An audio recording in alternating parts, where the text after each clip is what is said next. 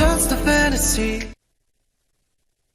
Sa simple pagtulong mo, mayroong buhay na naisasalba, mayroong pamilyang umaangat. The Senate is now constituted. At ito ang mismong Chinese Coast Guard na Napakinggan ni PBBM. 6 na milyong balotang gagamitin.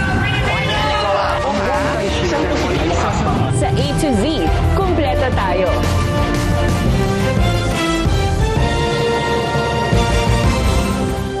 Luzon, Visayas, Mindanao at buong mundo. Ngayon ay Martes, March 17, 2026.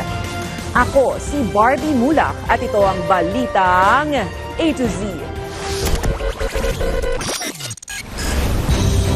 Simula Huwebes, minimum fare sa modern jeepney aakyat na sa 17 pesos. 14 pesos naman sa tradisyonal na jeep.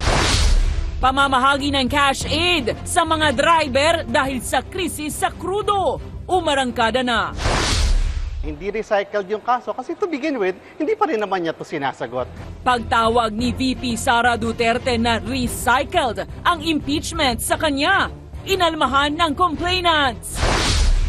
US President Donald Trump nagbanta na sunod nitong target kunin ang Cuba sa harap ng nationwide power blackout ng naturang island nation. Sa showbiz, first live interaction sa fans ng Nation's girl group BINI sa Weavers naging matagumpay. At Donnie Pangilinan may padiskwento sa sariling gasolinahan.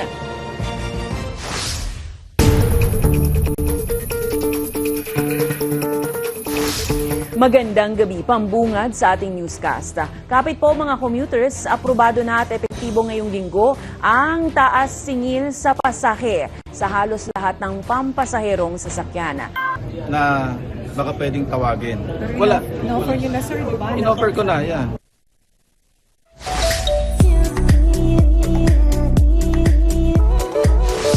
Peak Pisces Energy. Yan ang atake ng kapamilya actress na si Kyla Estrada.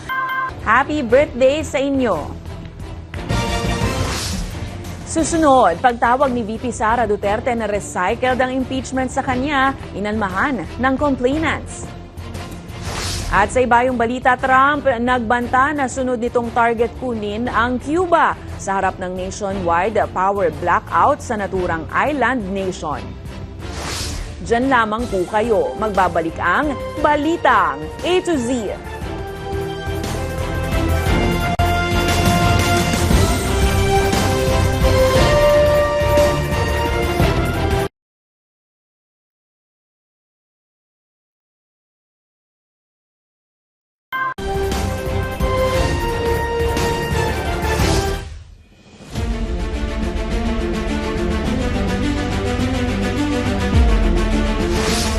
Inaalmahan ni Akbayan Party List Representative Percy Sendanya ang pagtawag ni Vice President Sara Duterte na sa West Philippine Sea.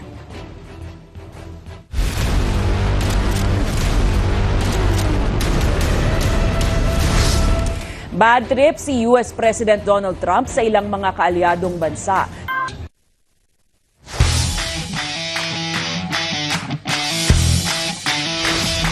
Balik na sa Miami si Filipina tennis star Alex Ayala para sa Miami Open.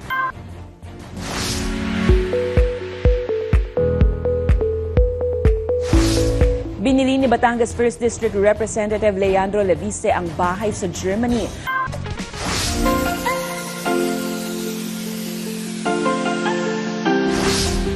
Wala ngang motorista ang lusot sa hagupit ng krisis sa krudo. Pero kung ilalarawan mo, grabe naman yon. Kung kayo po ay may kwentong kakaiba, mga kwento ng pag-ibig o storya ng inspirasyon at pag-asa, maaari itong ibahagi.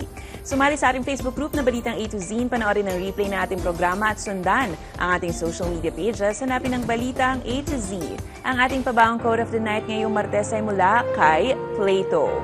Ang sabi niya, lahat ng digmaan ay laban patungkol sa pera. At yan po ang mga balita at impormasyon, mga kwentong may dalang inspirasyon na tinutukan ng Balitang A to Z. Ako si Barbie Mulak. Maging maalam, makialam. Magandang gabi sa'yo, Pilipinas.